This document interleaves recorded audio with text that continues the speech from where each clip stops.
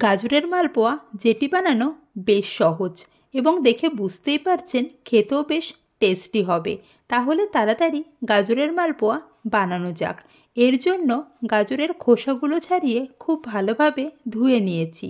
গাজরের একদম সামনের পাটটা কেটে ফেলে দেব এবং কয়েক খণ্ডে কেটে নেব। এরপর এটিকে গ্রেট করে নেব। গাজর শক্ত হওয়ার কারণে পেস্ট করতে একটু সমস্যা হয়, এই জন্য এইভাবে গ্রেট করে নিচ্ছি যাতে পেস্টটা স্মুথ হয়। আমি সব গাজরগুলো গ্রেট করে নিয়েছি। এবার মিক্সির জারে দিয়ে দেব এবং সাথে অ্যাড করব দুধ। আমি এখানে 1 কাপ মতো দুধ অ্যাড করেছি। আপনারা চাইলে দুধের পরিবর্তে জলও অ্যাড করতে পারেন, কিন্তু দুধের জন্য এর টেস্টটা অনেকটাই বাড়বে। আপনারা দেখতেই পাচ্ছেন কতটা পরিমাণে স্মুথ হয়েছে। এটিকে একটি বাটিতে ঢেলে নেব এবং এর মধ্যে দেব 1/2 কাপ ময়দা, 1/2 কাপ মিহি করা সুজি, 3 চামচ মতো গুঁড়ো দুধ, 2 চামচ চিনির গুঁড়ো, 1 চামচ এলাচ গুঁড়ো। এখানে আপনারা নর্মাল চিনিও ব্যবহার করতে পারেন। এবার সব কিছুকে খুব ভালোভাবে মিক্স করে নেব এবং মিক্স করার পর এটিকে ঢেকে সাইডে রেখে দেব। এবার গাজরের মালপোয়ার জন্য চিনির রস করে নেব। এর জন্য কড়াইতে দিয়ে দেব 2 কাপ জল আর 1.5 কাপের কাছাকাছি চিনি। চিনি গলে গেলে এর মধ্যে 2টো এলাচ দিয়ে দেব।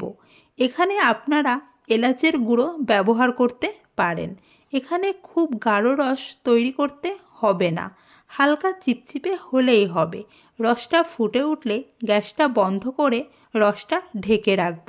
এদিকে দেখতে পাচ্ছেন ব্যাটারটা গাঢ় হয়ে গেছে এবং রঙটাও ফিকে হয়ে গেছে। এর জন্য 1/2 কাপ জলের মধ্যে সামান্য ফুড কালার মিশিয়ে জলটা ব্যাটারের সাথে খুব ভালোভাবে মিশিয়ে নেব। আপনারা জলের পরিবর্তে দুধও ব্যবহার করতে পারেন। এখানে আপনারা বেকিং পাউডারও মেশাতে পারেন, তবে বেকিং সোডা কিন্তু মেশাবেন না। এবার ব্যাটারটা কীরকম রেডি হয়েছে সেটা তো আপনারা দেখতেই পারছেন। এবার এটিকে মিডিয়াম গরম তেলে এভাবে দিয়ে দেব। এখানে গ্যাসের ফ্লেম মিডিয়ামে রাখব।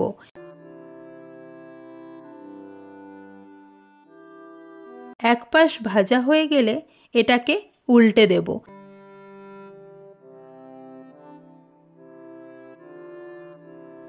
এভাবে গোল্ডেন কালার চলে আসলে ফ্রাই করার সময় এর ভেতরে যে তেলটা থেকে গেছে সেটিকে এভাবে বের করে দেব।